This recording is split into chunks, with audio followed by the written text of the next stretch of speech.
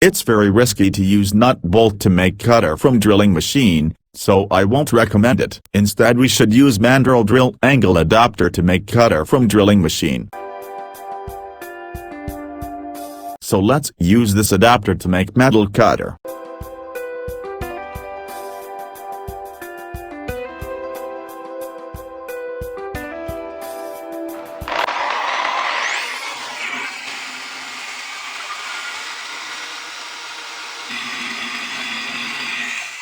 Similarly, we can use this adapter to make wooden marble cutter. We can use it for wire brush for cleaning.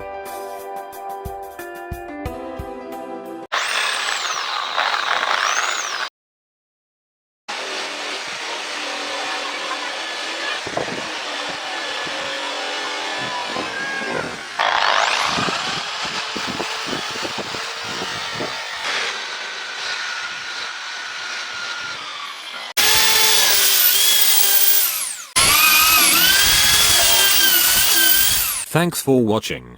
If you enjoyed video, please subscribe, like, and share.